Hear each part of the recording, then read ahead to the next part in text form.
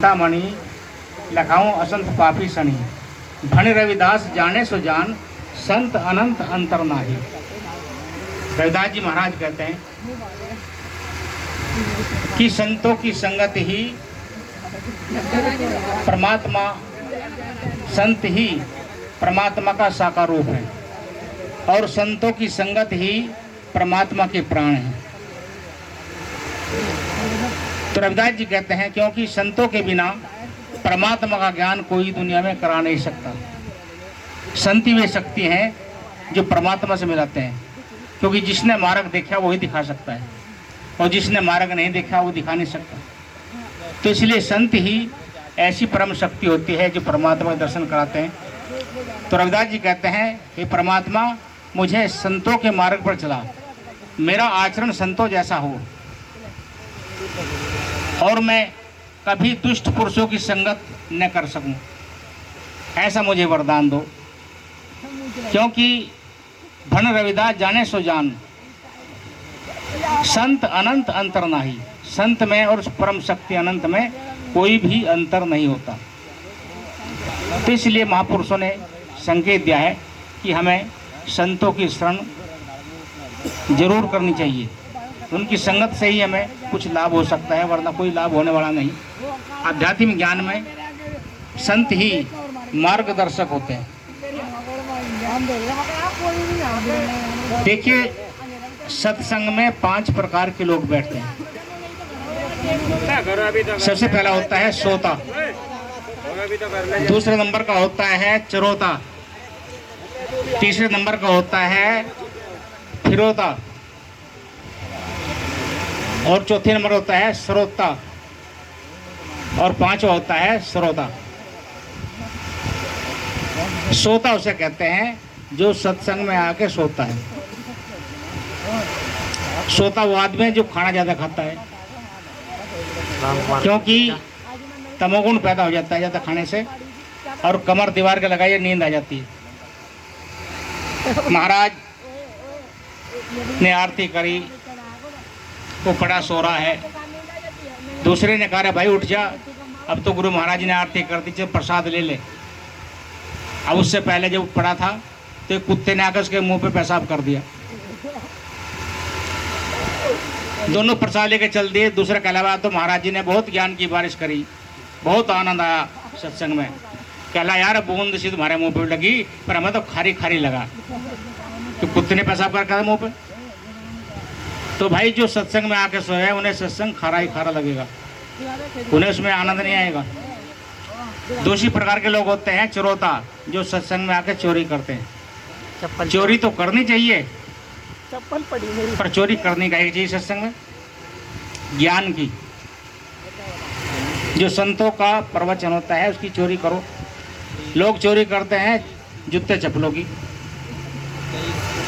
जूते चप्पलों की चोरी करने से कुछ लाभ नहीं होगा।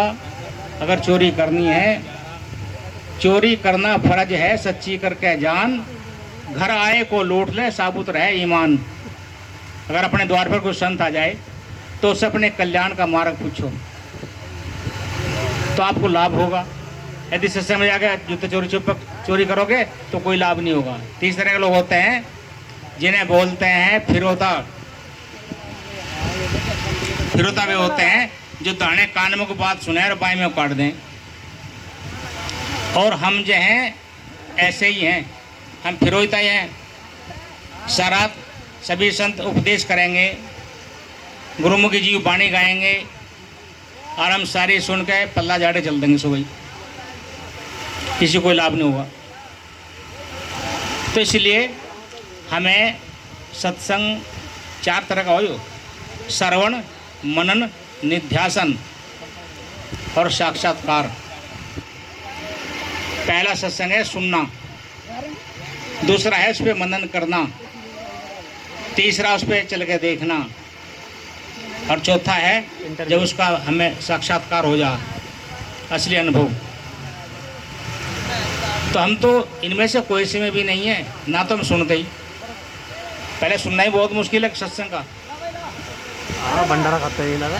और चौथा होता है श्रोता। श्रोता बोलते हैं, तुमने देखा कादे में आकर पहले सह सरोता पनवाड़ी के दरोते है वो कैंची सी जिससे वो सुपारी काटता है, उसे सरोता कहें।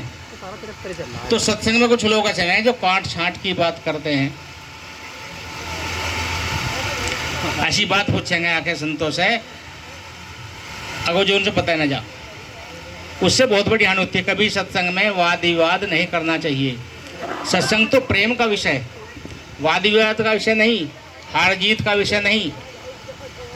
हारने का ही है, जीतने का तो है ही नहीं। जीतने की कोशिश नहीं करनी चाहिए, क्योंकि जीतने से अभिमान बढ़ता है और अभिमान ही भक्त और भगवान के बीच की दीवार है, जिससे दोनों का कभी मिलाप नहीं हो सकता। महापुरुषों ने ये कहानी, रविदास जी कहते हैं, कहाँ भयो जो तनु भयो छिन छिन, प्रेम जाई तो डर पे तेरो जनु। तुझ ही चरण अरविंद भवन मनु, पान करत पाइयो पाइयो रमैया धनु। संपत्ति विपत्ति पटल मैया धनु, ताही में मगन न हो तेरो जनु। प्रेम जेवरी बांधियो तेरो जनु, कह रविदास छोटियो कवन गुनु। मैं तो थोड़ा ही बोल रहा, ज़्यादा नहीं बोल रहा। कोई बात नहीं। रविदास जी कहते हैं, अगर मेरा शरीर के टुकड़े टुकड़े हो जाए, इसकी मुझे कोई चिंता नहीं, क्योंकि शरीर नाशवान है, ये तो एक दिन नाश होना ही है। तो अगर छिन्न-भिन्न भी हो जाए शरीर, मुझे कोई परवाह नहीं। परंतु मुझे परवाह कब होती है? हे परमात्मा, हे सतगुरु महाराज, जब मेरा तेरे से प्रेम टूटता है। अगर मेरा तेरे से प्रेम टूट जाए तो मुझे बहुत खतरा है, क्योंकि बड़ी मुश्किल से तुझ ही चरण अरविंद भवन मनु, मैंने बड़ी कठिनाई से तुम्हारे साथ प्रीति जोड़ी है, और ये टूट जाए तो फिर पता नहीं जुड़ नंबर आवे या ना आए। क्योंकि रविदास जी कहते हैं कि बहुत जन्म बिछड़े थे माधो, पता नहीं कितने जन्मों से मैं आपसे बिछड़ा हुआ था, और ये जो जन्म मिला है, तो ये जन्म तो मैं तुम्हारे नाम पर लगा रहा हूँ। तो तुझ ही चरण अरविंद भवन मनु, पान करत पाइयो पाइयो रमैया धनु।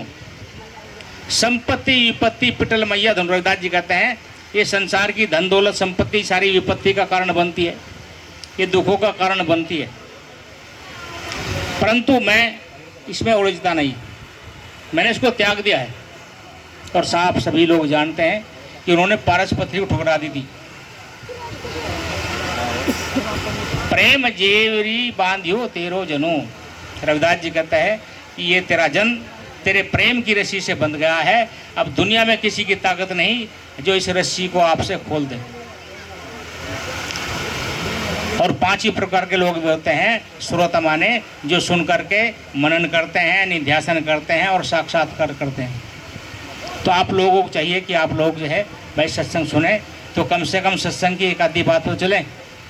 एक ही शब्द जीवन बदल देता है। जीवन, संतों का एक ही शब्द जीवन का परिवर्तन कर दे, उल्टा हो जाए, बिल्कुल गधे से इंसान बन जाओ।